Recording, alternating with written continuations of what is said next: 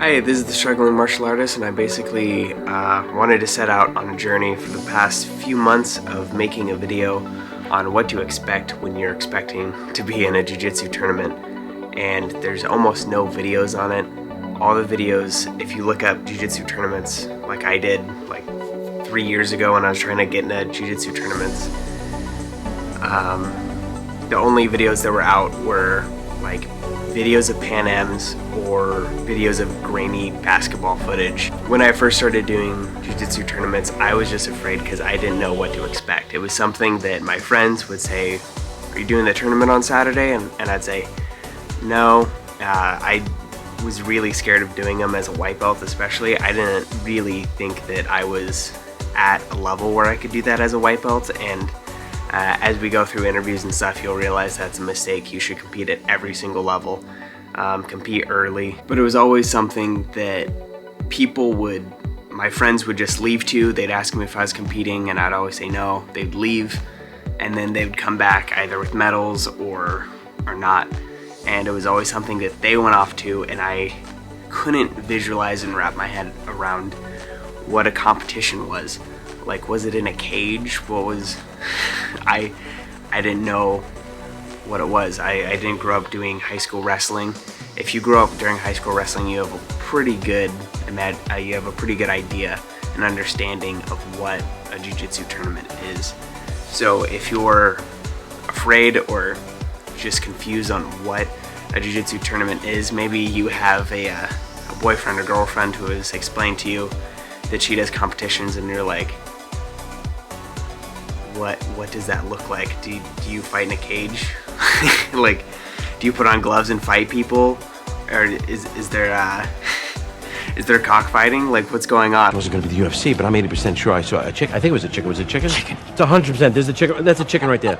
Look at that. That's a farmed chicken. They're filthy animal. Is it sanctioned here? So we're gonna go through footage and some interviews on why you should compete, why it's really not that scary, and just give you some footage of what a local jiu-jitsu tournament's like. Yeah, so I guess that's it. We'll go over all the footage, and hopefully by the end of it, competing won't be as scary, and hopefully soon you'll be competing too.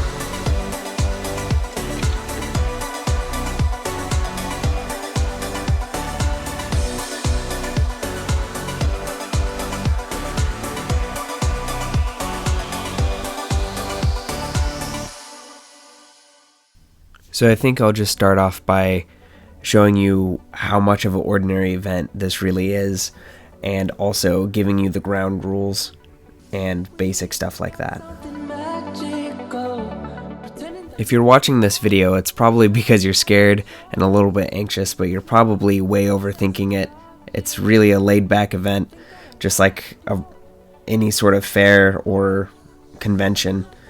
It's really not that scary. Make sure that you have water, make sure that you have your mouth guard, make sure that you can be there on time, and make sure that you're the right weight, and make sure that your nails are clipped. If you're really paranoid about it, bring nail clippers. If you're nervous on how to get into a jiu-jitsu tournament, just ask your coach when the next tournament is. Log onto the website, sign in. It'll probably be anything from $60 to $100. Look through the rules. In every competition's website, they'll always have a huge list of all the rules that they need, including on what takedowns you can use, what submissions you can use at which belt and which rank level, everything down to hygiene. I thought it'd be nice to give you a quick video montage of things that you cannot do in most competitions at the beginner belts, such as white and blue, just to help people not get injured. Make sure in your local tournament whether you can do wrist locks or not. For sub-league, you can do them in blue belts. As well as jumping guard. As well as purposely crushing the other person's ribs. Check your bracket to see if head on the outside single legs are legal as well. And if you're watching this video, the knee bars are definitely out of the question. As well as heel hooks and toe holds. Bicep slicers as well, calf slicers,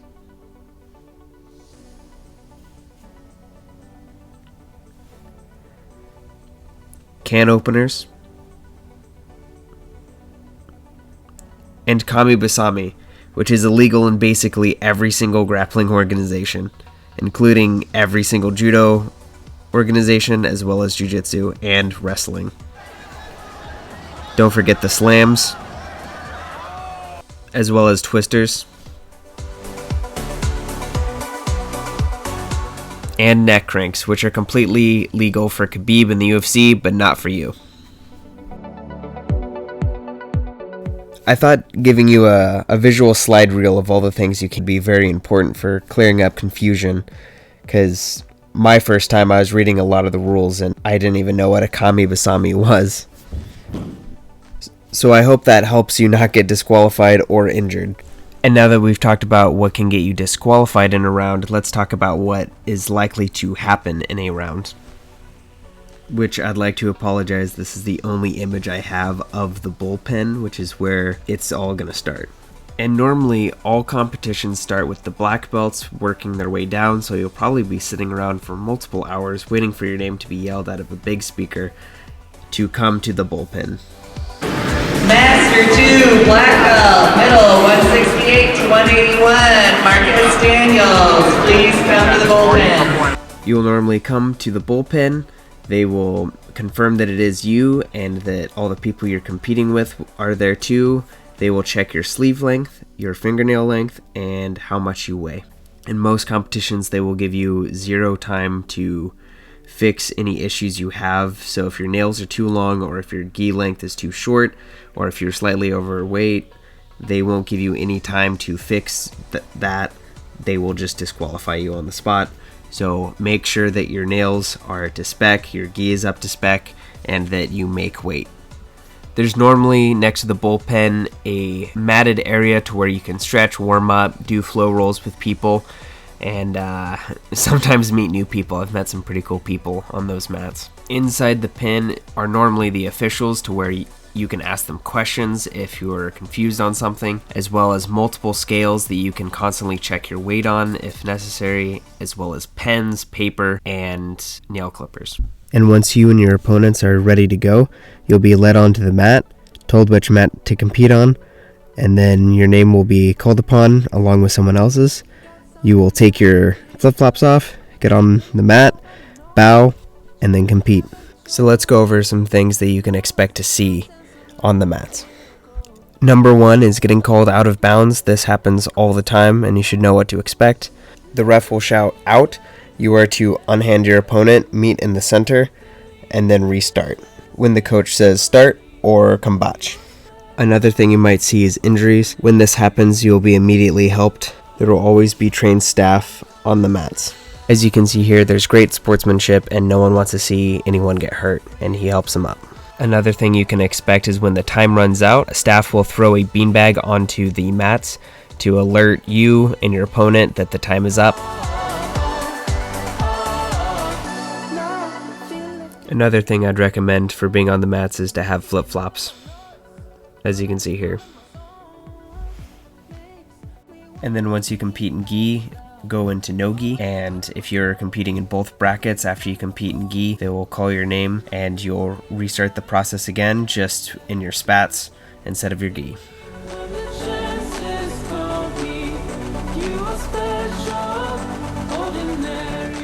And of course it wouldn't be a competition without the medals and the podium.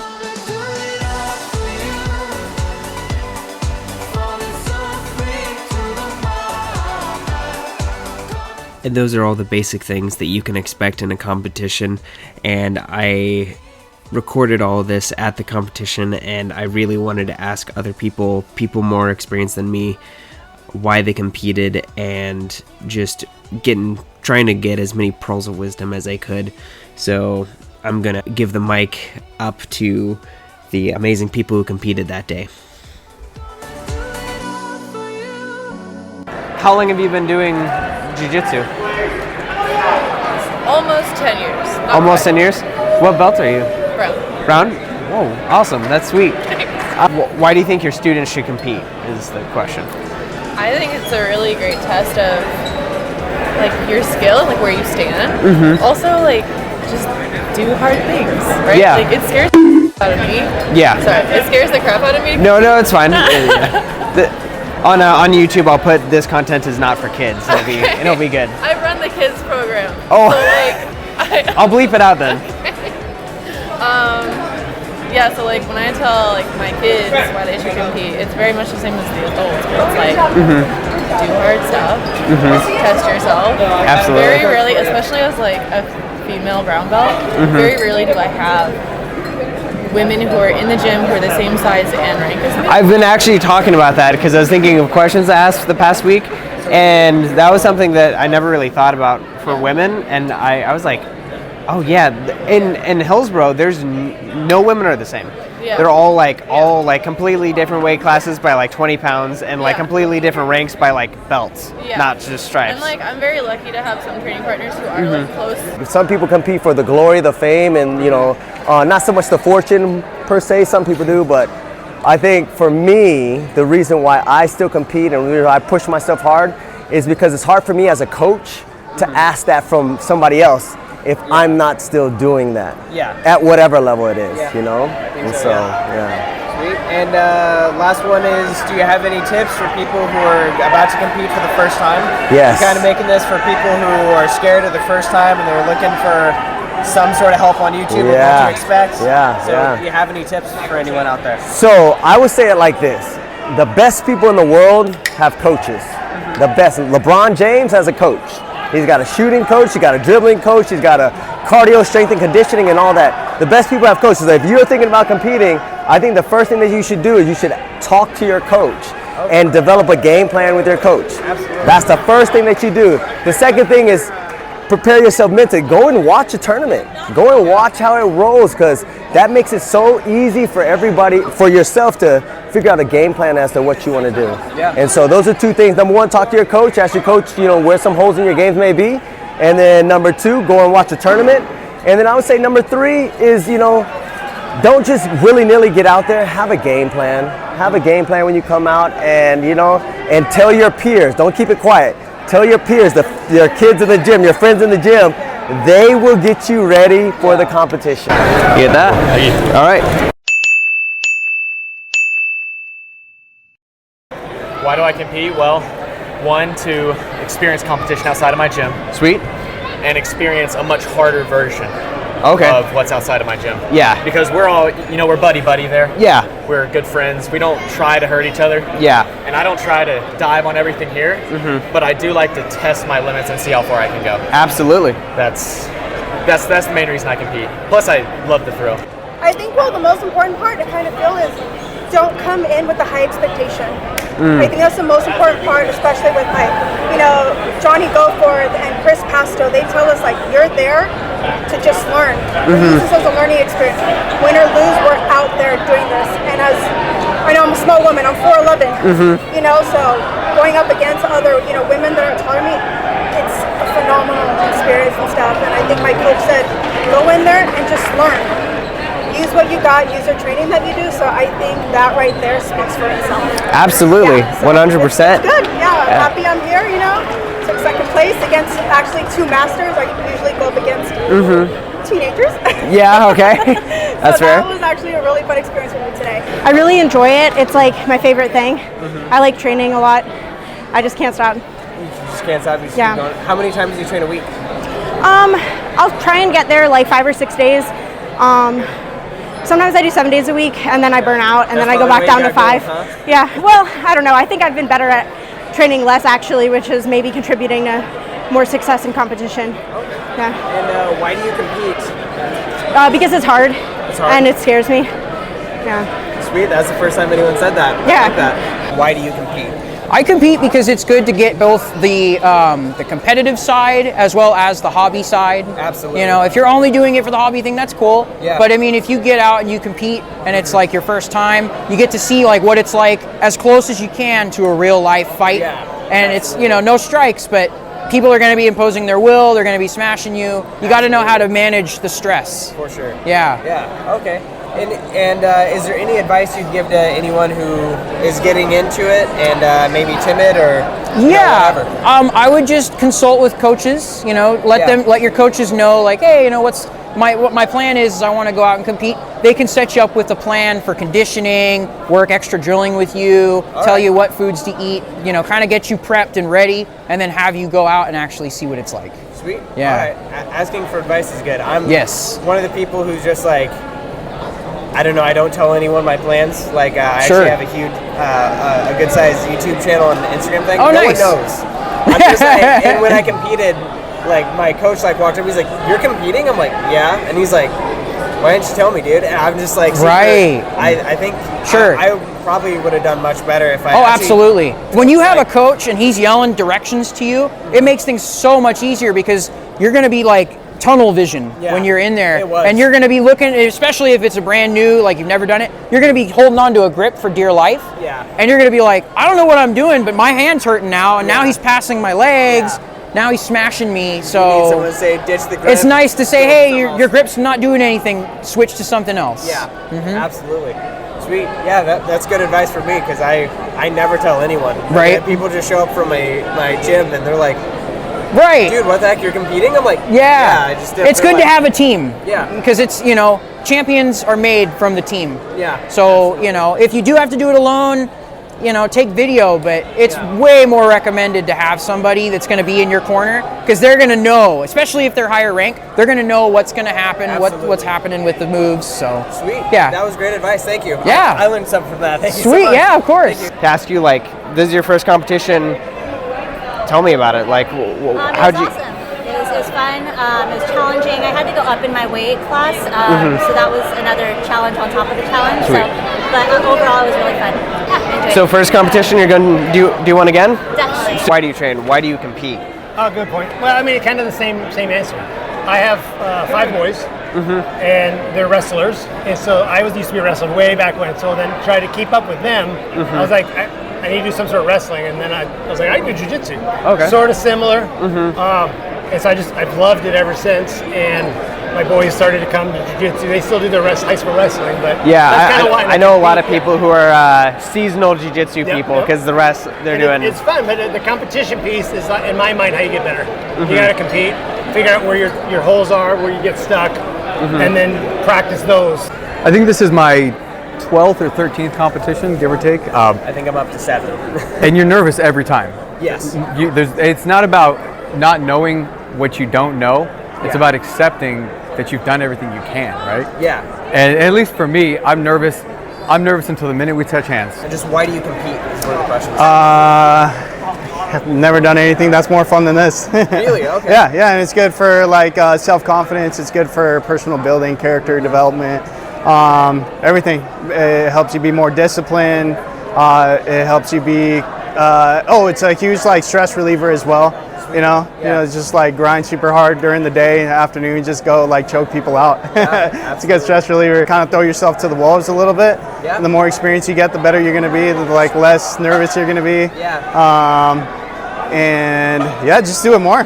Sweet. Just jump Go in. get it. Yeah, Jump in. go get it. So as this video comes to a close and as the competition came to the close, we saw a white belt get promoted on the stage, which can sometimes happen, and is an amazing end to this video. And I'd just like to thank all the competitors who helped do interviews, and to Subleague for having me, Michael Chapman and his wife, who put on fantastic competitions.